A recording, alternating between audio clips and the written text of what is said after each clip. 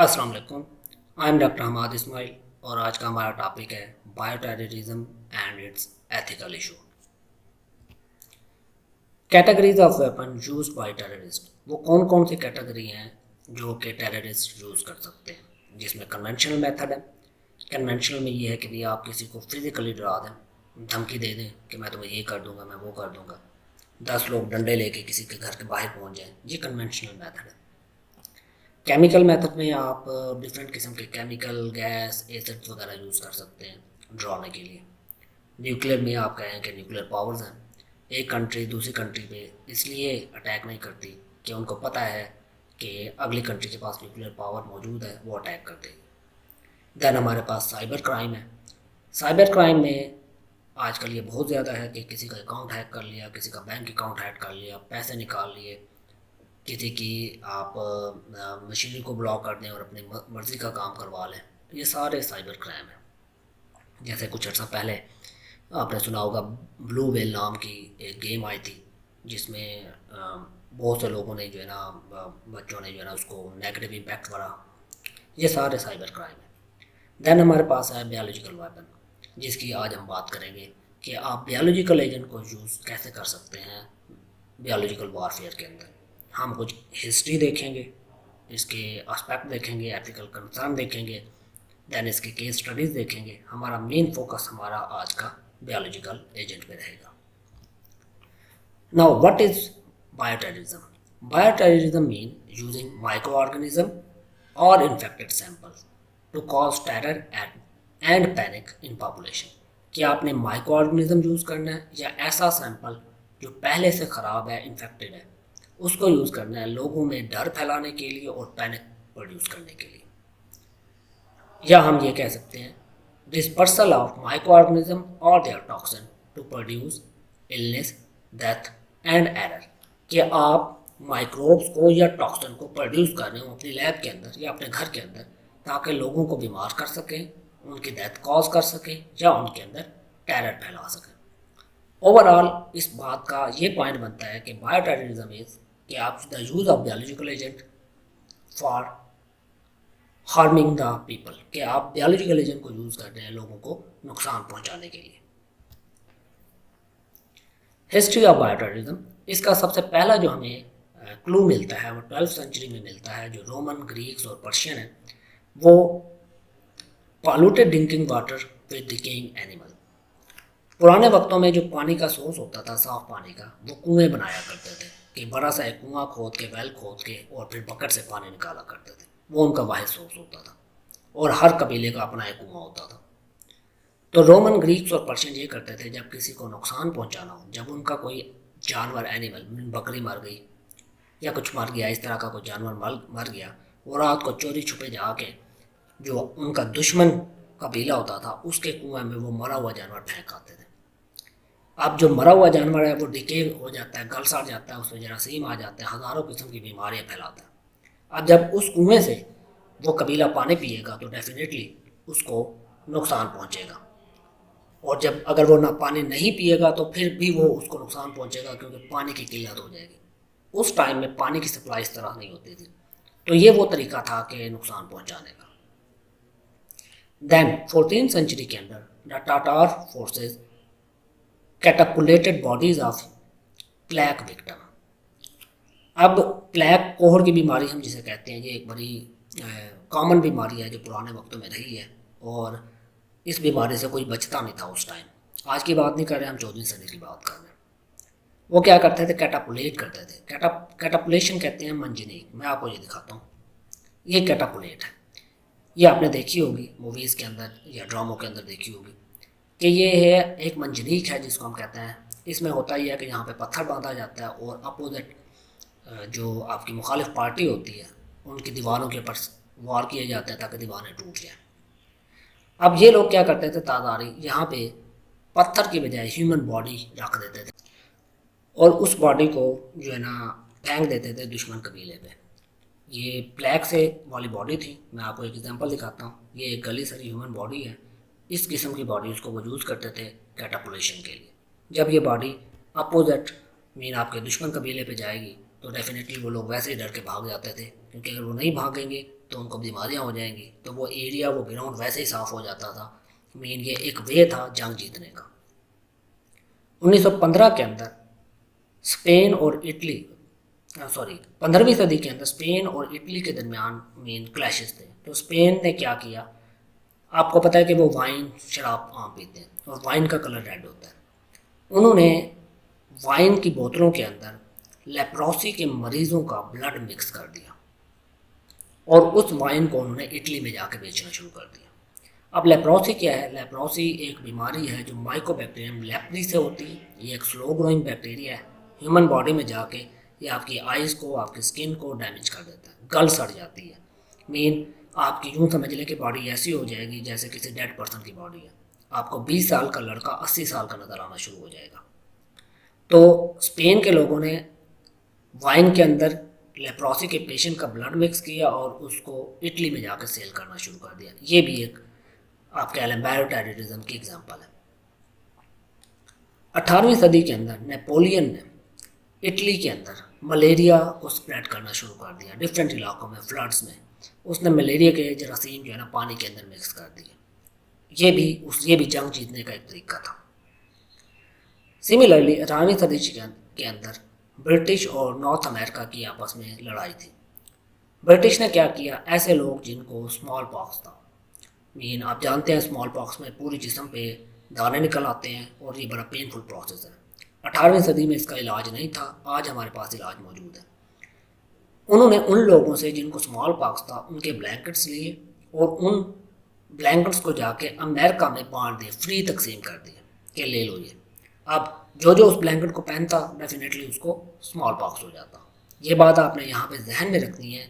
उस टाइम इनमें से किसी भी एक बीमारी का इलाज नहीं था। उनके लिए ऐसा था कि ये पेंडेमिक की सिचुएशन थी, जैसे आजकल हमारे लिए कोविड की सिचुएशन में पेंडेमिक सिचुएशन है कि वो फैलती ही चली जाती थी।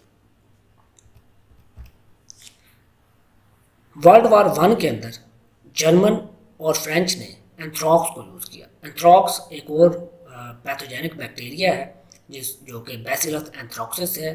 इसकी हम डिटेल बाद में पढ़ेंगे, ये बड़ा इंपॉर्टेंट बैक्टीरिया है। इसको यूज़ किया गया एज ए बायोलॉजिकल एजेंट के तौर पर। इसी तरह वर्ल्ड वार 2 में जापान ने प्लेग और एंथ्रॉक्स को यूज़ किया डिजीज़ फैलाने के लिए। और भी बहुत सी कंट्रियों ने बायोलॉजिकल वेपन प्रोग्राम शुरू किए और बायोलॉजिकल एजेंट को अपनाना शुरू कर दिया। देखिए ये होता है ना, फॉर एग्जांपल पहले एक कंट्री ने एटम बम बनाया, फिर दूसरी ने बनाया, फिर तीसरी ने बनाया, देखते देखते आधी दुनिया ने एटम बम बना लिया। इसी तरह जब वर्ल्ड वार 1 और 2 में जर्मन और जापान ने यूज़ किया तो बहुत सी कंट्रियों ने बायोलॉजिकल वेपन प्रोग्राम शुरू कर दिए और बायोलॉजिकल वेपन प्रोग्राम बनाने शुरू कर दिए। 1980 से 1988 में इराक के अंदर, ईरान के अंदर और बहुत से पर्शिया के अंदर, गल्फ वार के अंदर मस्टर्ड गैस और सीरीन गैस को यूज़ किया गया।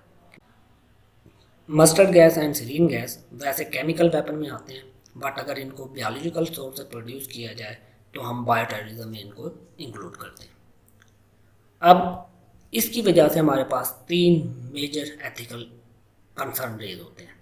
पहला, biosecurity and dual use dilemma, the challenge of balancing scientific research benefit and the risk of issue for bio terrorism. कि आप बायोसिक्योरिटी को इंश्योर करें, और डुअल यूज़ का क्या मतलब है कि एक चीज़ आप फ़ायदे के लिए भी इस्तेमाल कर रहे हैं और उसका नुकसान भी है। जैसे बायोटेक्नोलॉजी डुअल यूज़ टेक्नोलॉजी है। आप एक साइड पे फ़ायदा ले रहे हैं, इंसुलिन बना रहे हैं, ये फ़ायदा है। दूसरी साइड पे आप बैक्टीरिया, पैथोजेनिक बैक्टीरिया से लोगों को बीमार कर रहे हैं, उनकी डेथ कॉज हो रही है। ये हमारे पास इसका क्या है, आप कह लें कि भी ये इसका नेगेटिव यूज़ है, ये डुअल यूज़ टेक्नोलॉजी के अंदर आता है। Responsibility of scientist and governments. Scientist और गवर्नमेंट ऑफिशियल की रिस्पॉन्सिबिलिटी है कि इंश्योर करें एथिकल गाइडलाइन को, कि आपकी जो रिसर्च है वो एथिकली सही कंडक्ट हो रही है और उसका कोई नुकसानदेह नहीं है।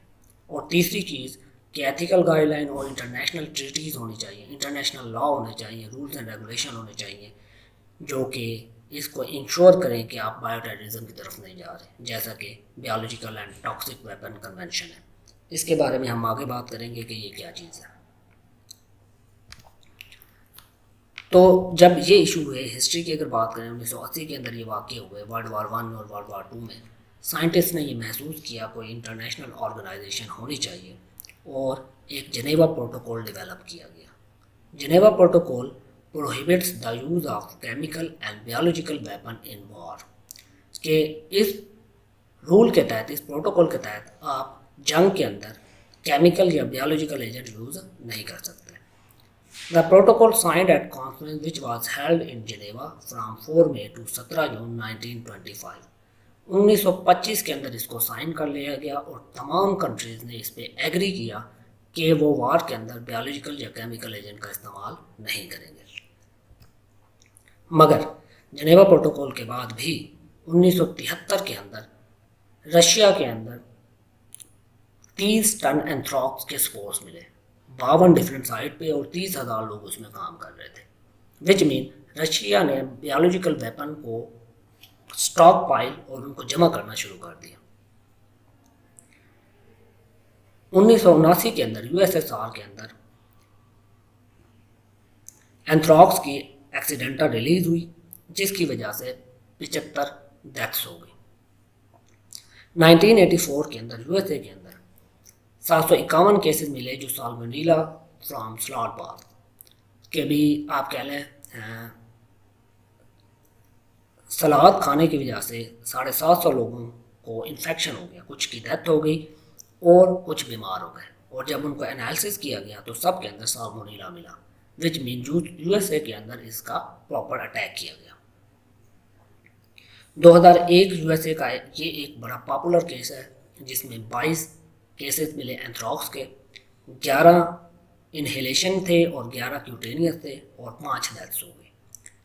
इसको हम बाद में डिटेल में डिस्कस करेंगे, बट ये वो सारे केसेस हैं जो आफ्टर द जिनेवा प्रोटोकॉल है, विच मीन लोगों ने इसको छोड़ा नहीं बल्कि इसके ऊपर काम करना मज़ीद शुरू कर दिया, जिसका ये मतलब है कि वो प्रोटोकॉल, जिनेवा प्रोटोकॉल सफिशेंट नहीं था। हमें कोई और ज़्यादा स्ट्रॉन्ग प्रोटोकॉल चाहिए ताकि सब कंट्रीज इसको ऊपर इम्प्लीमेंट कर सकें।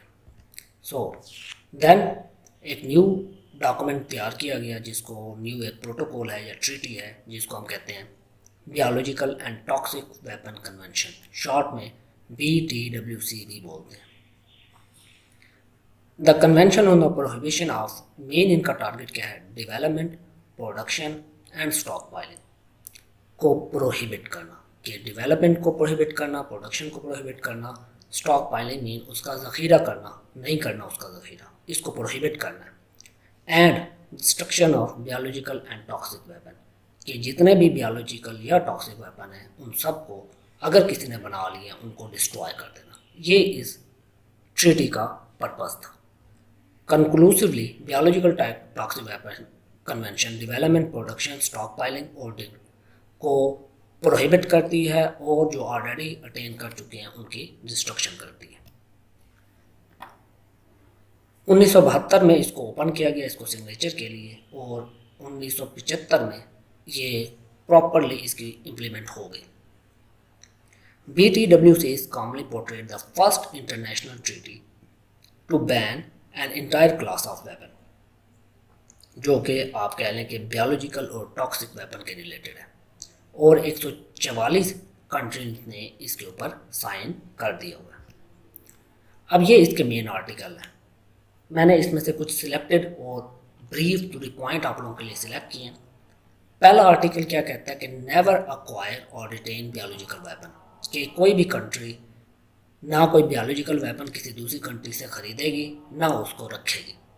आर्टिकल नंबर 2, डाइवर्ट और destroy biological weapon for peaceful purpose, अगर किसी के पास बायोलॉजिकल वेपन है या तो वो उसको डाइवर्ट कर दे, मीन किसी और प्रोडक्ट में कन्वर्ट कर दे, या उसको कम्प्लीटली डिस्ट्रॉय कर दे। Article number 3, do not transfer or assist anyone else to acquire or retain biological weapon, आपने किसी दूसरी कंट्री की मदद भी नहीं करनी कि वो बायोलॉजिकल वेपन को या तो हासिल करे या उसकी स्टॉक पाइलिंग करे। Article number 4, implement biological toxic weapon convention BTWC domestically, mean अपने कंट्री के अंदर विद इन डोमेस्टिकली भी आपने इसको इंटरनेशनली तो करना है, डोमेस्टिकली भी करना है आपने। Article number 5, consult multilaterally to implement BTWC के BTWC को इम्प्लीमेंट करने के लिए आप internet. Article number 6, cooperate with United Nation Security Council to investigate BTWC।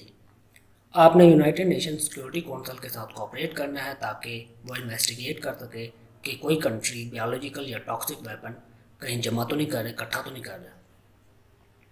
Article number 7, assist state which have been exposed to a danger as a result of violation of the BTWC। ऐसे state जिनमें bio terror का ख़तरा है उनकी आपने मदद करनी है, क्योंकि हो सकता है किसी दूसरी कंट्री ने या स्टेट ने BTWC की वायलेशन की हो और उनको उसकी वजह से ख़तरा हो। आर्टिकल नंबर 8 और 9 भी कुछ इसी तरह का है, वो इसलिए मैंने उसको यहाँ से ऐड नहीं किया। आर्टिकल नंबर जो 10 है, encourages the peaceful use of biological sciences and technology। मकसद क्या है कि भी हम बायोटेक्नोलॉजी, बायोलॉजिकल साइंसेज या टेक्नोलॉजी को यूज़ करें मगर पीसफुल पर्पस के लिए, ना कि टेरर फैलाने के लिए। ये इसके मेन पॉइंट्स हैं इस कन्वेंशन के। अब जो हमारे पास बायोलॉजिकल एजेंट हैं जिनसे पोटेंशियल थ्रेट हो सकता है, हम जानते हैं कि बैक्टीरिया है, बैक्टीरिया में एंथ्रॉक्स, बर्सिला प्लैक, टॉक्सिन के अंदर बॉटुलिनम राइसेंस, फंजाई के अंदर हिस्टोप्लाज्मा, क्रिप्टोकोकस, वायरस के अंदर small pox, dengue, yellow fever, Ebola और आजकल आप इसमें कोविड भी ऐड कर सकते हैं। एनिमल पैथोजन के अंदर बर्ड फ्लू और प्लांट पैथोजन के अंदर स्मट, रस्ट और आयरिश फ्यूमाइन है। इनको इसलिए हमने कैटेगराइज यहाँ पे किया है, ये सारे हिस्ट्री के अंदर वन और अदर वे बायो हैजर्ड की स्टेट शो कर चुके हैं। अब कैटेगरीज ऑफ एजेंट को हमने 3 हिस्सों में कैटेगरी किया है। कैटेगरी ए एजेंट जो हाई प्रायोरिटी है, कैटेगरी बी एजेंट हैं जो सेकंड हाई प्रायोरिटी है और कैटेगरी सी एजेंट जो थर्ड हाईएस्ट प्रायोरिटी है। जो हाईएस्ट प्रायोरिटी है उसमें हम कहते हैं इजीली डिसेमिनेटेड और ट्रांसमिटेड, बड़ी आसानी से फैल जाते हैं। हाई मोर्टेलिटी रेट बहुत ज़्यादा है। Cause public panic and social destruction के लोगों में खौफ की कैफियत तारी हो जाती है, पैनिक हो जाते हैं लोग। Require special action for public health preparedness के इसके लिए स्पेशल रिक्वायरमेंट चाहिए, जैसा कि कोविड के केस में हुआ था। कैटेगरी बी एजेंट के अंदर मॉडरेटली इजी टू डिसेमिनेट के हाई के मुकाबले में कंपैरेटिवली आसानी से इसको रिमूव कर सकते हैं। Moderate morbidity and low mortality, death rate comparatively कम है। Require specific enhancement of CDC diagnostic capacity and enhanced disease surveillance। अब ये जो आपके पास है इसके लिए CDC की डायग्नोस्टिक कैपेसिटी में चाहिए, वो गाइडलाइन प्रोवाइड करने चाहिए और साथ में आपने डिजीज़ सर्वेलेंस करनी है। ये देखना है कि ये डिजीज़ कहीं और दूसरे इलाकों में तो नहीं फैल रही, उसके ऊपर चेक एंड बैलेंस रखना। Category C agent emerging pathogens हैं with the potential for availability, ease of production and high morbidity, जिनका अभी हमें पता नहीं है कि भी हो सकता है कि ये बहुत ज़्यादा स्ट्रॉन्ग थ्रेट काज कर सके, हो सकता है ये आसानी से प्रोड्यूस हो सकता है ये हाई मॉर्बिडिटी हो। तो इन कैटेगरीज की बेस पे हम अपने एजेंट को डिवाइड करते हैं ताकि हम इनका प्रॉपर सॉल्यूशन निकाल सकें अगर ये कहीं किसी स्टेज पे नुकसान पहुंचाने वाले स्टेज पे पहुंचे। अब हमें पता कैसे चलेगा कि किसी स्टेट कंट्री के अंदर बायोटेररिज्म फैल चुका है? इसके कुछ क्लूज हैं, क्लूज टू बायोटेररिज्म। पहला क्लू क्या है? सीवियर डिजीज मैनिफेस्टेशन इन प्रीवियसली हेल्दी पीपल, के एक पर्सन है, कुछ लोग थे या घर के कुछ अफराद थे जो वैसे तो बड़े हेल्दी थे मगर अचानक से बहुत ज़्यादा बीमार हो गए। Higher than normal number of patient with fever and respiratory GI gastrointestinal complaint.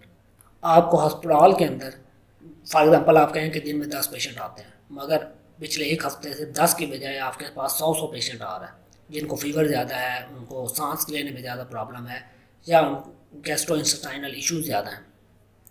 Multiple people with similar complaint from A common location, ये कि एक मोहल्ले में से या एक सिटी में से आपको एक जैसी कंप्लेंट बार बार मिल रही हो।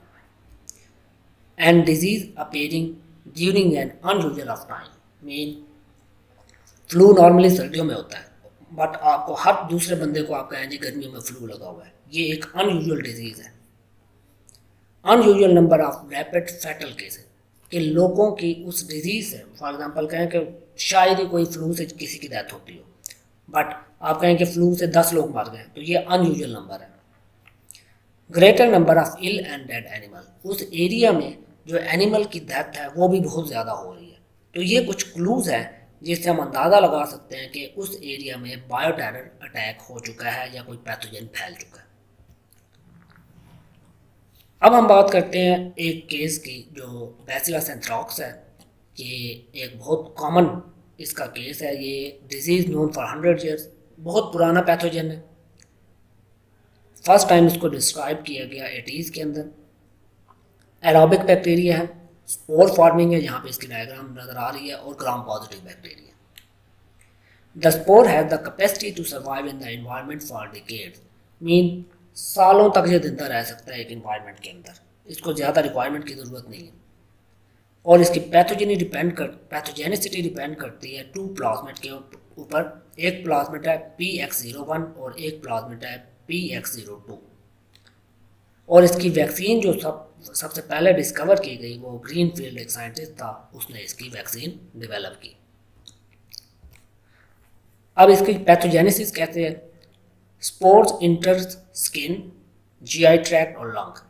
आपकी अगर स्किन पे कोई कट लगा हुआ है वहाँ से स्पोर ये जा सकता है, या आपकी सांस की नाली से आपके लंग में जा सकता है, या आपकी फूड से आपकी गैस्ट्रो इंटेस्टाइनल ट्रैक में जा सकता है। जब एक बार ये आपकी बॉडी में इंटर हो गया, it germinates in macrophages locally और is transported to region of lymph node. आपकी बॉडी के अंदर मैक्रोफेजेस होते हैं जो कि यूँ समझ लें कि स्कैवेंजर का काम करते हैं, या पैथोजन को किल करते हैं। ये उन्हीं मैक्रोफेज के ऊपर ग्रो करता है, और मैक्रोफेज पे ग्रो करता रहता है, मीन यूँ समझ लें होस्ट बन के, पैरासाइट बन के हो जो है ना ये कंट्रोल करता है। और फिर ये ट्रांसपोर्ट हो जाता है आपके लिम्फ नोड्स के अंदर, और फिर ये लोकल प्रोडक्शन करता है अपने टॉक्सिन की, जिसकी वजह से एडिमा, स्वेलिंग होती है, एंड नेक्रोसिस होती है। नेक्रोसिस का मतलब है सेल किल होना या डिके होना शुरू हो जाते हैं। Spread from node with bacteraemia, और लिम्फ नोड से ये आपके बैक्टीरियमिया का मतलब है कि इसके पैथोजन या पैरासाइट आपके ब्लड में आ जाते हैं। ये इसकी पैथोजेनेसिस स्कीम है। अब हम देखते हैं इसकी टॉक्सिन प्रोडक्शन में। इसकी टॉक्सिन प्रोडक्शन में सबसे पहले इसका एक प्रोटेक्टिव एजेंट है जिसको PA कहते हैं, bind to host receptor. Host के रिसेप्टर के साथ PA बाइंड करता है। देन मैं इसके साथ साथ आपको एक्सप्लेन करता हूँ। पहला स्टेप ये है, ये आपका होस्ट है जो बड़ा सा दायरा नज़र आ रहा है। ये जो चीज़ आपको नज़र आ रही है ये होस्ट का रिसेप्टर है। ये PA रिसेप्टर है। ये PA रिसेप्टर इस रिसेप्टर के साथ बाइंड करेगा। ये प्रोटेक्टिव एजेंट है। ये प्रोटेक्टिव एजेंट इस रिसेप्टर से बाइंड करेगा। That is the first step. Then furin cleaves and release PA20। अब ये बाइंड हो गया। बाइंड होने के बाद एक रिसेप्टर है फ्यूरिन इसके साथ बाइंड करेगा, और इसका एक बड़ा पार्ट है और एक छोटा पार्ट है। छोटा पार्ट जो PA20 है ये रिलीज हो जाएगा, और PA63 इस रिसेप्टर के साथ बाइंड रहेगा। देन PA63 हेप्टामर बनाता है। अब देखें यहाँ पे PA63 के मल्टीपल मोनोमर ज्वाइंट होकर ये हेप्टामर बना दिए, और इस हेप्टामर के साथ आपका ये बाइंड हो रहा है OF फैक्टर या LF फैक्टर। LF फैक्टर है लिथीमिया फैक्टर, और OF फैक्टर है ओडिमा फैक्टर।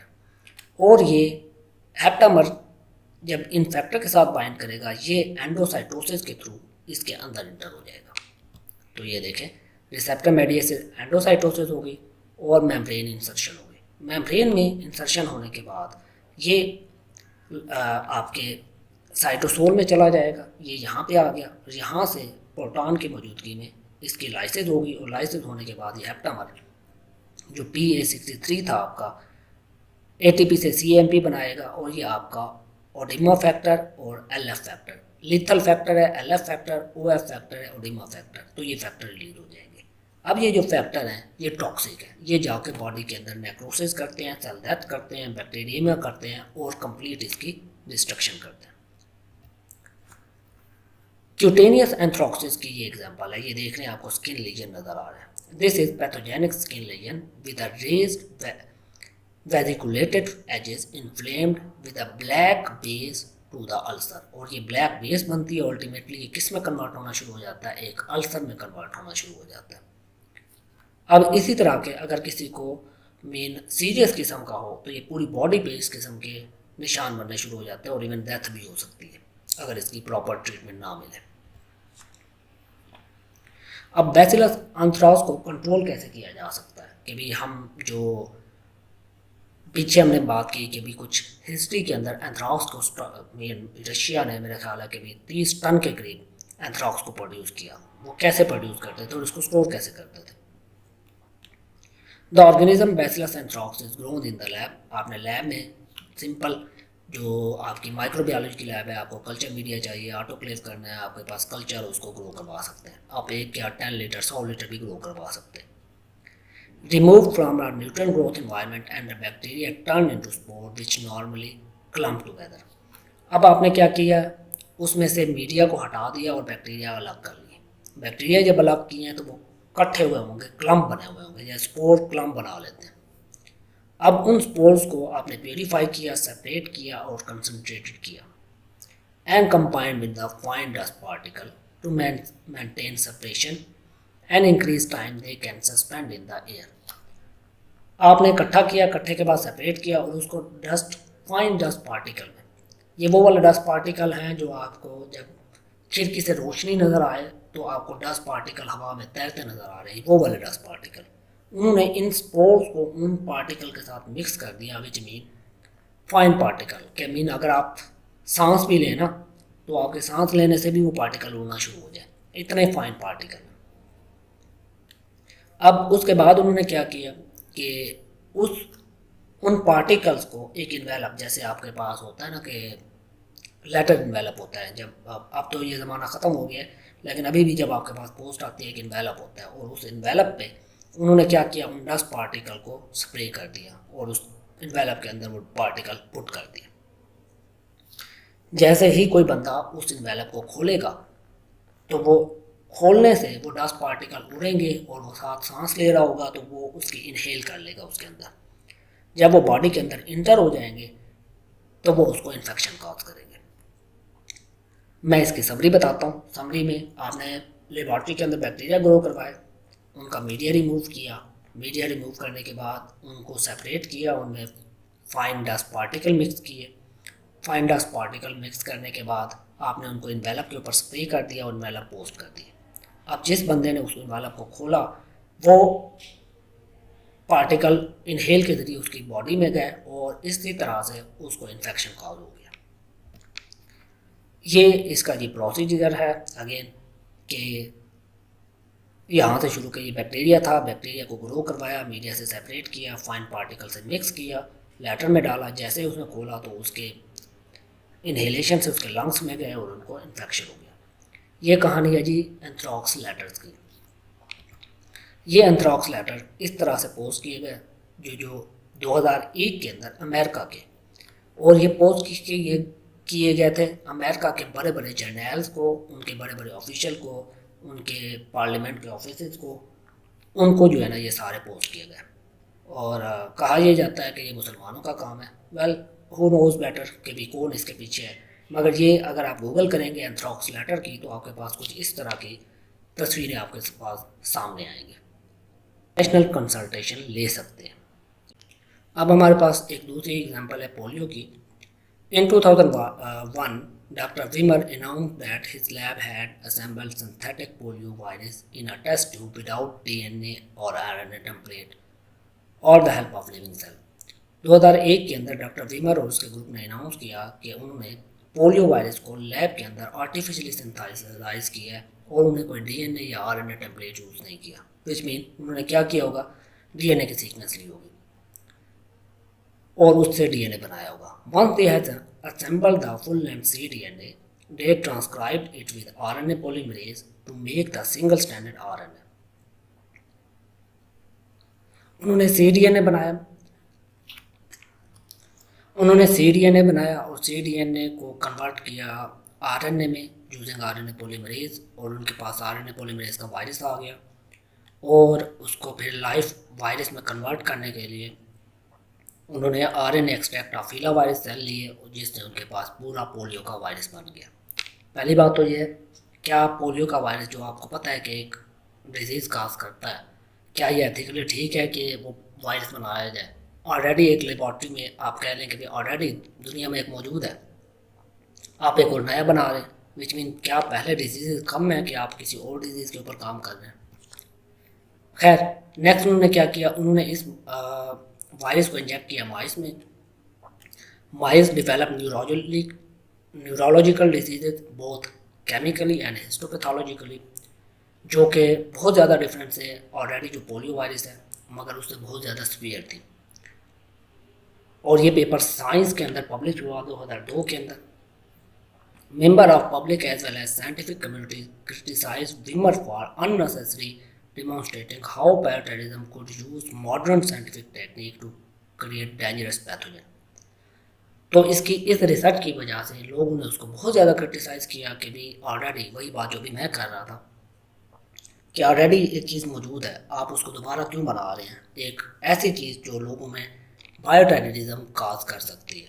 खैर, उसके बाद इस क्रिटिसिज्म के बाद उस पेपर को रिमूव कर दिया गया। अब आपको ये नहीं मिलेगा, शायद पुराना कहीं किसी को रिपोजिटरी में पढ़ा हो तो पढ़ा हो, मगर you can not find paper that.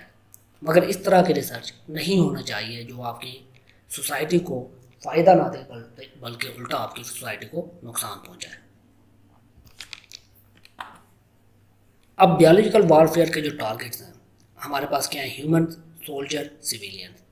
Commercial animal को टारगेट कर सकते हैं, कमर्शियल प्लांट को कर सकते हैं, या इन्वायरमेंटल सिस्टम को कर सकते हैं।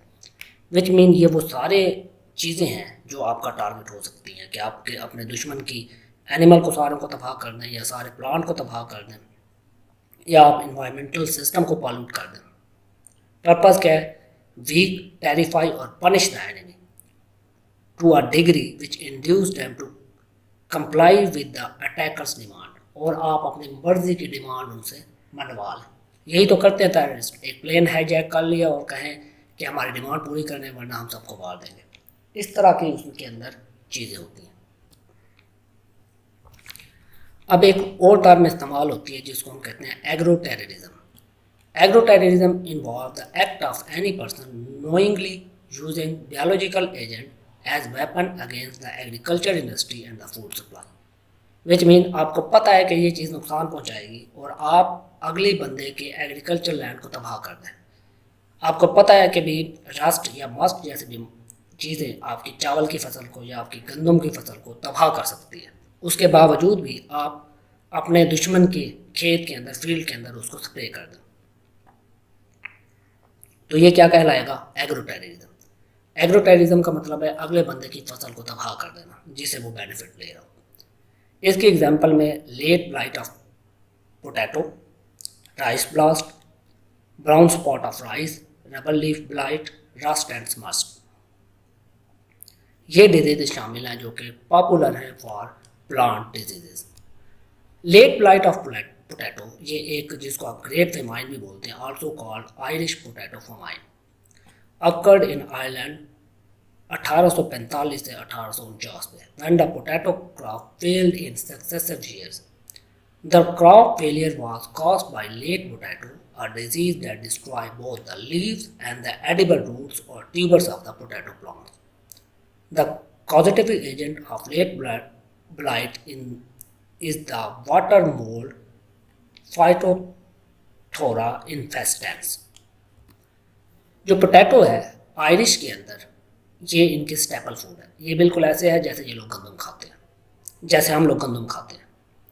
गंदम की इम्पोर्टेंस है इनके लिए पोटैटो की। 1945 से लेकर 1949 तक उनकी सारी जो पोटैटो की फसल थी वो तबाह हो गई। क्यों तबाह हो गई? उनको लेट ब्लाइट लग गया और उसका पैथोजन ये है फाइटोथोरा इन्फेस्टेंस। अब आप इमेजिन करें अगर हमारी 5 साल तक या 6 साल तक गंदम किसी एक जगह पे भी ग्रो ना करे, सारी की सारी गंदम को जो है ना ख़राब हो जाए किसी भी रीज़न की वजह से, तो हमारा क्या हाल होगा? यही हाल इन लोगों का, आयरिश लोगों का हुआ। Millions of people died in that time और इसको ग्रेट फेमाइन बोलते हैं। अब हु नोज कि ये नेचुरली था या हु नोज कि किसी ने जानबूझ के इनके ऊपर टेरर अटैक किया। ये एक पुरानी तस्वीर है ग्रेट फेमाइन की कि लोगों के पास खाने के लिए आलू नहीं थे, गरीब बेचारे मर जाते हैं, अमीर तो डेफिनेटली कहीं ना कहीं से कुछ ना कुछ और खा लेते हैं या अपना गुजारा कर लेते हैं, ज़्यादा पैसों से ले जाते हैं, बट जो गरीब होता है मरता हमेशा वही है बेचारा। Biggest advantage of biological agent. अब लोग क्यों बायोलॉजिकल एजेंट को कंट्रीज जमा करना शुरू कर रही थी और क्यों उनको स्टॉक पाइल करना शुरू कर रही थी, उसके रीज़न ये है कि ये बहुत ज़्यादा बेनिफिशियल है। क्यों? क्योंकि इसकी किलिंग एफिशिएंसी बहुत ज़्यादा है। Depend upon the toxin approximately 1 gram can kill 100 million people. Mean 1 ग्राम आपका 10 मिलियन पीपल को किल कर सकता है। ठीक है, 1 मिलियन में 10 लाख होते हैं, तो 10 मिलियन पीपल को 1 ग्राम जस्ट काफ़ी होता है किल करने के लिए। इसी तरह botulinum toxin is 3 million times more potent than sarin. जो अब सेराइन केमिकल गैस यूज़ की गई थी मास डिस्ट्रक्शन के लिए, उससे 3 मिलियन टाइम्स ज़्यादा नुकसानदेह है ये बोटुलिनम टॉक्सिन है जो। तो इसलिए कहा जाता है कि इसके एडवांटेजेस हैं, किलिंग एफिशिएंसी ज़्यादा है, और इसको पुअर मैन एटॉमिक बॉम्ब बोला जाता है। क्यों? क्योंकि इसकी कॉस्ट लो है, ईज टू एक्सेस है, बड़ी आसानी से आप इसको अटेन कर सकते हैं। इनक्यूबेशन पीरियड है हाई ट्रैक्स, मीन आपको पता नहीं चलता कि कहाँ से कितना ये ग्रो कर चुका है। मॉडिफाइएबल है, जैसे रेजिस्टेंट या विरुलेंस हो सकती है। Easily transported and wide spread, आप आसानी से ट्रांसपोर्ट कर सकते हैं, आसानी से इसको फैला सकते हैं। डिफ़िकल्टी ऑफ डिटेक्शन, डिटेक्ट करना बहुत मुश्किल है। ओपन एंडेड कैजुअलिटीज़, कि एक बार ये फैल गया आप इसको रोक नहीं सकते। More widespread than nuclear weapon, कि ये न्यूक्लियर वेपन से बहुत ज़्यादा नुकसान पहुँचाएगा। लो कास्ट ईज एक्सेस, जैसे मैं एग्जांपल दूँ आपको कि अगर आप लेबॉर्ट्री में काम कर रहे हैं और आप साल्मोनेला टाइफेरियम पे काम कर रहे हैं, साल्मोनेला टाइफी है, आपके पास ईज टू एक्सेस है लैब में। ठीक है, आप लैब में जाते हैं, छोटी सी वाइल होती है अपन ड्रॉप, आप एक वाइल उठा के अपने लैब कोट में ले आते हैं या अपने बैग में डाल के ले आते हैं। किसी को क्या पता चलना है कि इस वाइल में क्या है। आप वही वाइल उठा के आप कहें कि जी मैं यूनिवर्सिटी की पानी की टैंकी पे चढ़ जाता हूँ, वो एक वाइल उस पानी की टैंकी में डाल देता हूँ। अगर वो उस पानी की टैंकी में डाल देंगे, अगर कोई ऐसा करता है तो क्या होगा, जितने लोग उस पानी को इस्तेमाल करेंगे यूनिवर्सिटी में, मीन लेट्स सपोज अगर 14,000 पीपल है या 20,000 पीपल है, इसका मतलब है वो 20,000 फैमिलीज़ आपके डिस्टर्ब हो रही हैं। ये इतना आसान है और आप इसको कंट्रोल नहीं कर सकते एक बार अगर आपने इसको यूज़ कर लिया। That's why it is known as the poor man atomic bomb. चले आप कहें कि सबके पास लेबॉर्ट्री की एक्सेस नहीं है। ठीक है, एक ऐसा पेशेंट है जिसको HIV हो गया और वो बड़ा नाराज़ है, बड़ा गुस्से में है।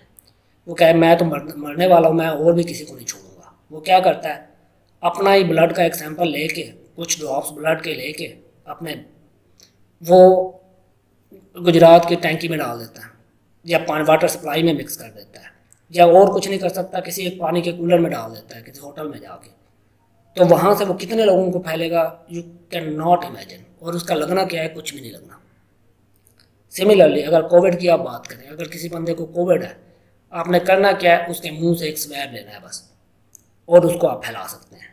तो ये इतना आसान है इसको फैलाना, और जो लोग इसीलिए इसके ऊपर इतने स्ट्रॉन्ग पॉलिसीज हैं कि इसको आप कभी भी यूज़ ना करें।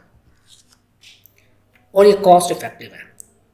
इसकी एग्जांपल देखें, to effect 1 square kilometre would cost approximately, अगर आपने 1 स्क्वायर किलोमीटर का एरिया को इन्फेक्ट करना है तो कन्वेंशनल वेपन के लिए अप्रॉक्सीमेटली आपको $2,000 चाहिए।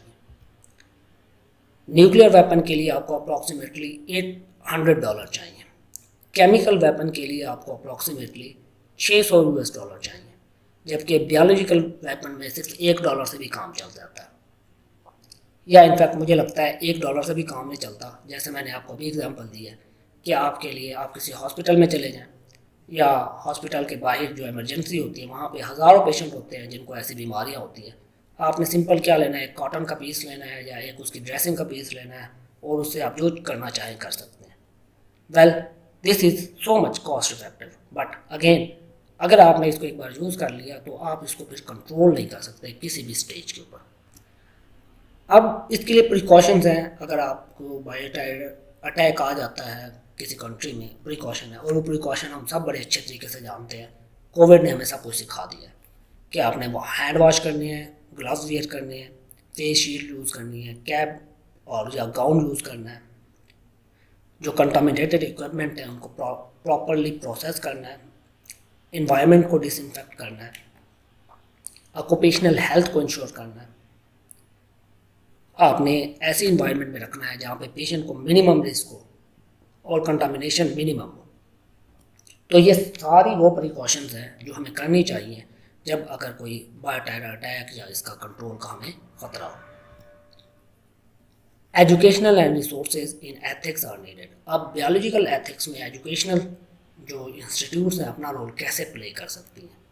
Workshop for industry, academia and scientist on the interface between research and business ethics, कि इंडस्ट्री और एकेडमिया और साइंटिस्ट को अवेयरनेस प्रोग्राम शुरू करने चाहिए ताकि वो रिसर्च एथिक्स को इम्प्लीमेंट कर सके और बिजनेस एथिक्स को इम्प्लीमेंट कर सके।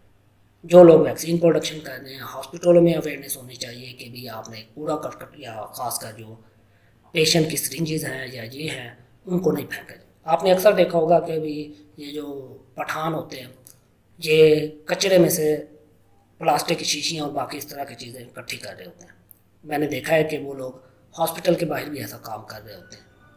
अब उन्हें नहीं पता कि वो किस पेशेंट का है, कि HIV के पेशेंट का है, हेपेटाइटिस के पेशेंट का है, उनको भी वो बीमारियाँ लग सकती हैं।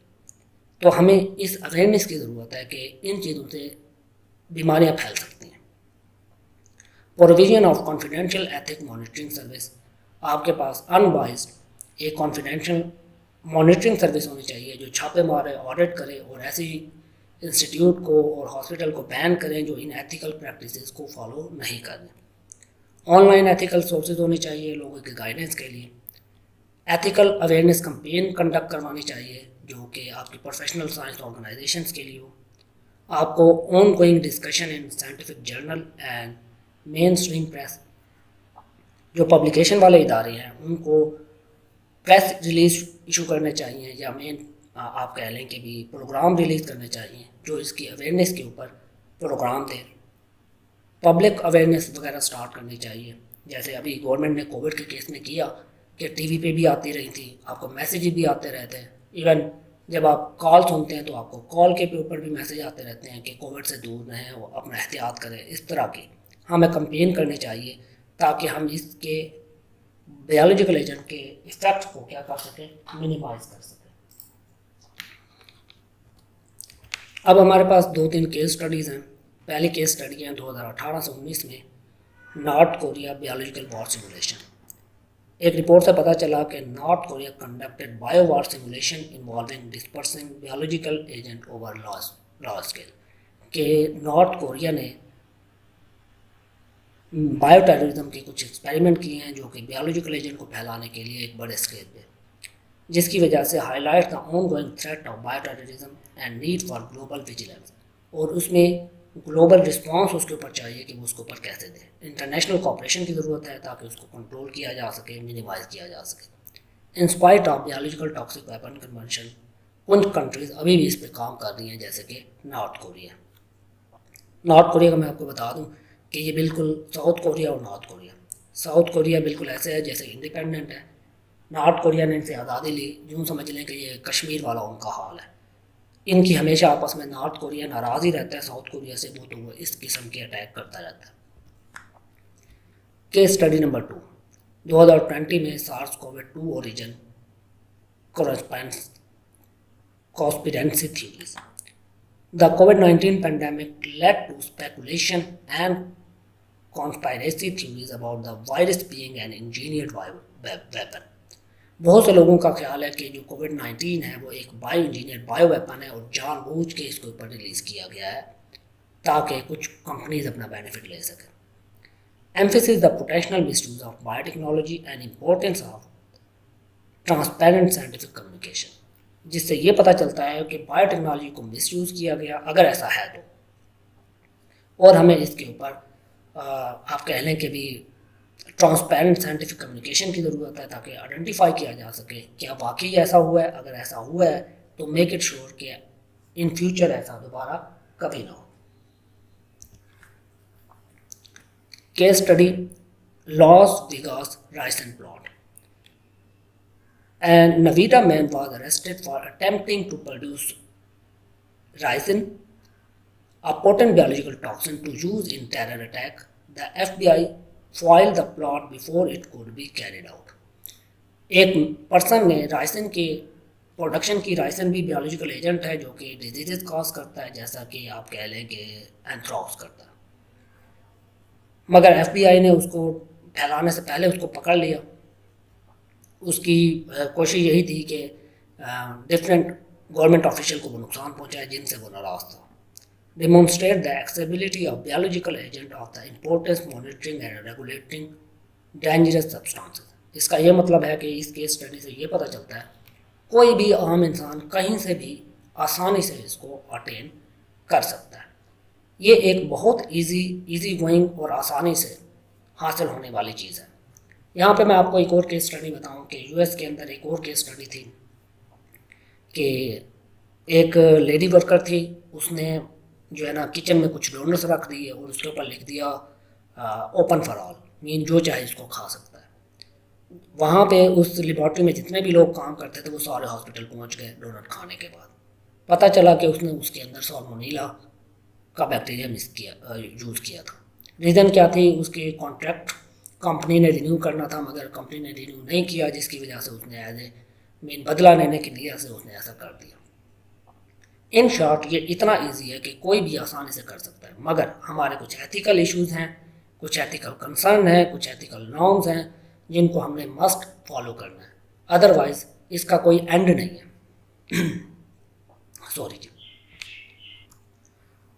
अल्बर्ट आइंस्टाइन बोलते हैं, I am not sure what weapons will be used in World War III।